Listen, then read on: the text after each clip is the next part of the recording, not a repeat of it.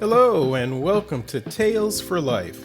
In each episode of this podcast, we'll explore a folk or fairy tale from a different culture or region and discover the life lessons, values, and morals they offer that we can use today. Join me on the journey through the magical and meaningful world of folk and fairy tales.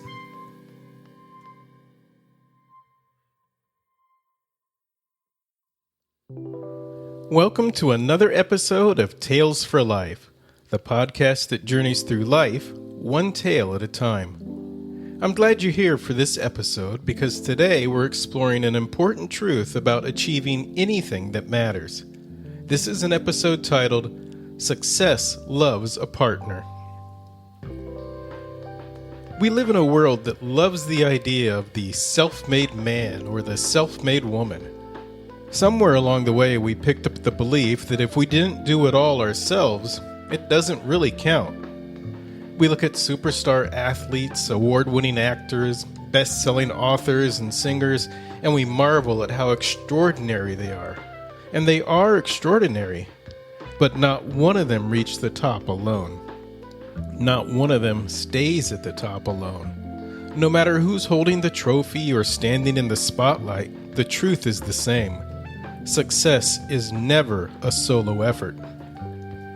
And no matter how you define success, whether it's a goal, a dream, a change you want to make, or a place you want to reach, you won't get there by yourself. We all need help, advice, encouragement, and perspective. We might have our own ideas about where we want to go, but we won't arrive without someone walking at least part of the path with us. In fact, our goals almost seem to know this. They stay just out of reach until we finally buddy up with someone, or several someones, who help us move forward. And that brings us to today's tale. It's a story about a challenge that no one can overcome alone. A quest that defeats the proud, the strong, and the self-reliant. But the one who succeeds is the one who accepts help, listens to guidance, and trusts the right partner at the right moment. It's a reminder that the path to success often opens up only when we stop trying to walk it by ourselves. This is the water of life.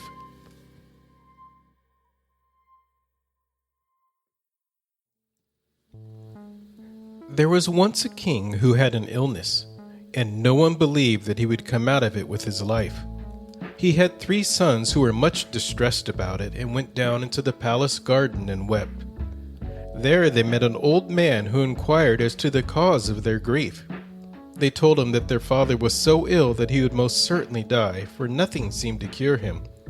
Then the old man said, "I know of one more remedy, and that is the water of life. If he drinks of it, he will become well again, but it is hard to find." The eldest said, "I will manage to find it," and went to the sick king and begged to be allowed to go forth in search of the water of life, for that alone could save him. "No," said the king, "the danger of it is too great. I would rather die." But he begged so long that the king consented. The prince thought in his heart, "If I bring the water, then I shall be best beloved of my father and shall inherit the kingdom." So he set out, and when he had ridden forth a little distance, a dwarf stood there in the road, who called to him and said, "Whither away so fast?" "Silly shrimp," said the prince very haughtily, "it's nothing to do with you," and rode on. But the little dwarf had grown angry and had wished an evil wish. Soon after this, the prince entered a ravine, and the further he rode, the closer the mountains drew together, and at last the road became so narrow that he could not advance a step. It was impossible either to turn his horse or to dismount from the saddle, and he was shut in there as if in prison. The sick king waited long for him, but he came not. Then the second son said, "Father, let me go forth to seek the water," and thought to himself, "If my brother is dead, then the kingdom will fall to me."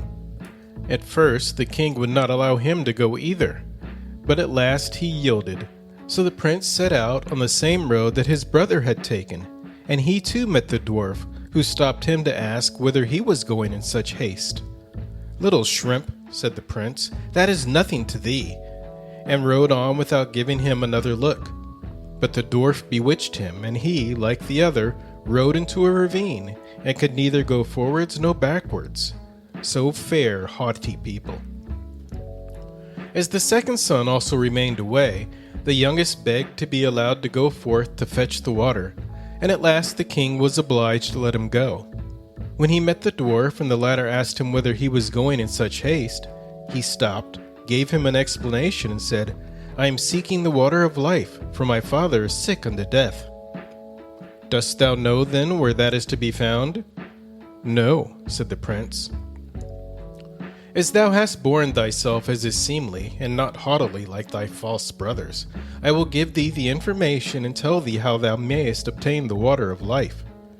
It springs from a fountain in the courtyard of an enchanted castle, but thou wilt not be able to make thy way to it if I do not give thee an iron wand and 2 small loaves of bread."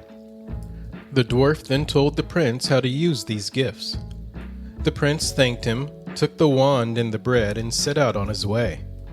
When he arrived, everything was as the dwarf had said.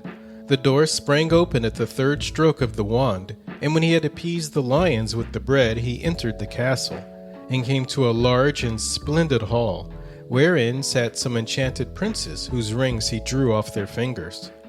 A sword and a loaf of bread were lying there, which he carried away.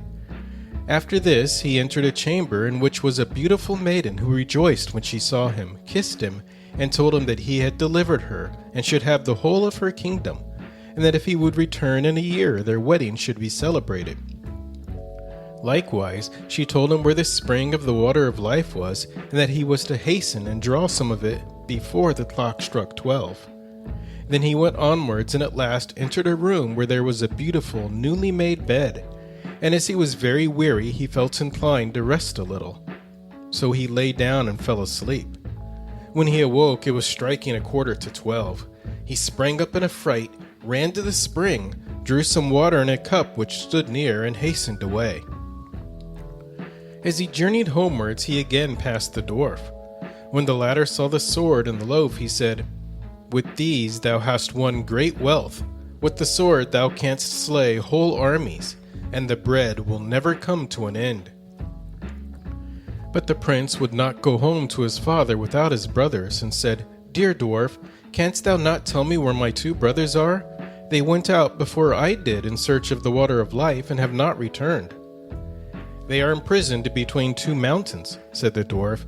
"I have condemned them to stay there because they were so haughty." Then the prince begged until the dwarf released them, but he warned him, however, and said, "Beware of them, for they have bad hearts." When his brothers came, he rejoiced and told them how things had gone with him, that he had found the water of life and had brought a cupful away with him, and had rescued a beautiful princess who was willing to wait a year for him, and then their wedding was to be celebrated, and he would obtain a great kingdom. After that they rode on together, and chanced upon a land where war and famine reigned, and the king already thought he must perish, for the scarcity was so great. Then the prince went to him and gave him the loaf, wherewith he fed and satisfied the whole of his kingdom. And then the prince gave him the sword also, wherewith he slew the host of his enemies, and could now live and rest in peace. The prince then took back his loaf and his sword, and the 3 brothers rode on. They entered 2 more countries where war and famine reigned, and each time the prince gave his loaf and his sword to the kings, and had now delivered 3 kingdoms. And after that they went on board a ship and sailed over the sea.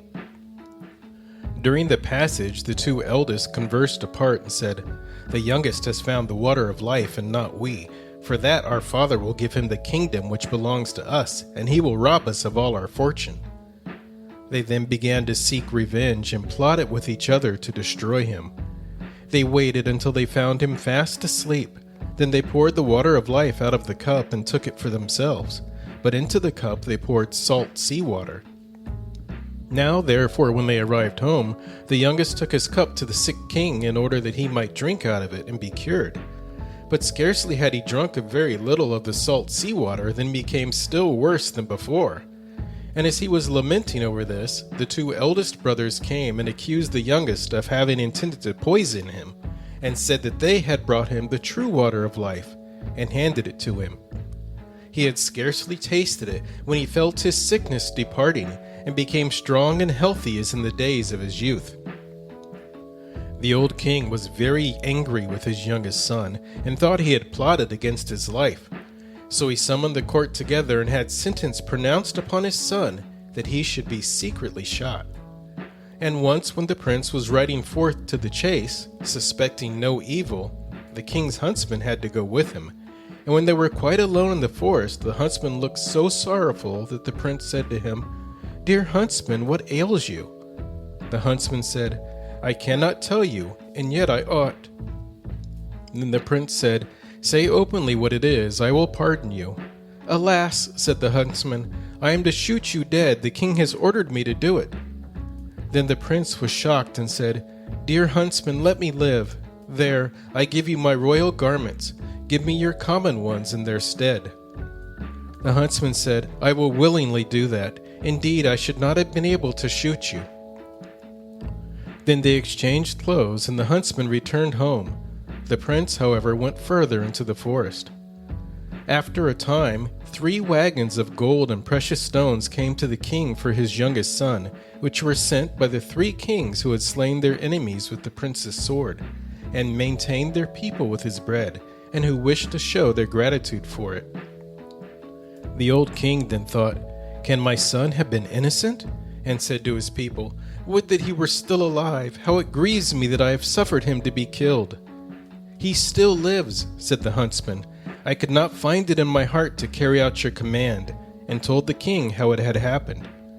Then a stone fell from the king's heart, and he had it proclaimed in every country that his son might return and be taken into favor again.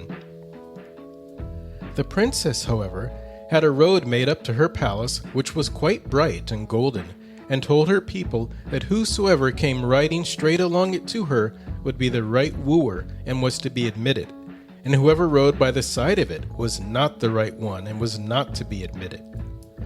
As the time was now close at hand, the eldest thought he would hasten to go to the king's daughter and give himself out as her deliverer, and thus win her for his bride, and the kingdom to boot. Therefore he rode forth, and when he arrived in front of the palace and saw the splendid golden road, he thought it would be a sin and a shame if he were to ride over that, and turned aside and rode on the right side of it. But when he came to the door, the servants told him that he was not the right man and was to go away again. Soon after this, the second prince set out, and when he came to the golden road and his horse had put 1 foot on it, he thought it would be a sin and a shame to tread a piece of it off. And he turned aside and rode on the left side of it. And when he reached the door, the attendants told him he was not the right one, and he was to go away again. When at last the year had entirely expired, the third son likewise wished to ride out of the forest to his beloved, and with her forget his sorrows. So he set out and thought of her so incessantly, and wished to be with her so much, that he never noticed the golden road at all. So his horse rode onwards up the middle of it, and when he came to the door, it was opened, and the princess received him with joy, and said he was her deliverer and lord of the kingdom, and their wedding was celebrated with great rejoicing. When it was over, she told him that his father invited him to come to him, and had forgiven him. So he rode thither, and told him everything, how his brothers had betrayed him, and how he had nevertheless kept silence. The old king wished to punish them, but they had put out to sea, and never came back as long as they lived. Yes, the water of life is a long tale, even in this abbreviated form. And yes, it leans into the imaginative side of storytelling. But for all the truths it carries, you could easily call it the rules of success instead.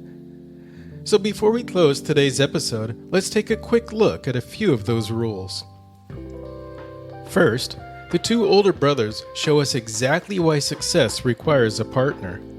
Both of them refused to share their quest or seek advice, and both ended up stuck, trapped in tight spots they can't escape. And that's how it always goes.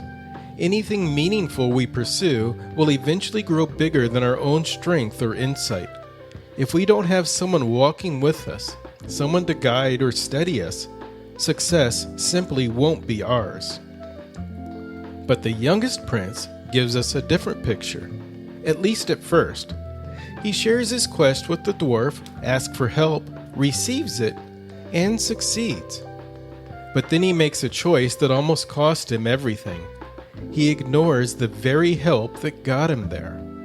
Despite the warning about his brothers, he goes with them instead of with the one who supported him, and he pays the price.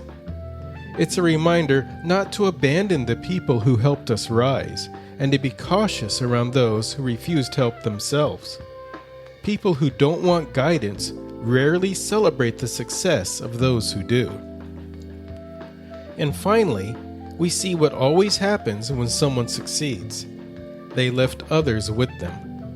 On his way home, the youngest prince shares the magic sword and the loaf of bread with kings who desperately need them, and they succeed because he succeeded. That's the nature of achievement. Success loves partners, and it creates more partners as it grows. As you head into your week, may you look for the people who can walk with you, guide you, steady you, or simply cheer you on. And may you be that partner for someone else. Success isn't a solo journey. It's something we build together. Thanks for listening, and I hope you join me again for another story, another bit of folk wisdom, and another episode of Tales for Life.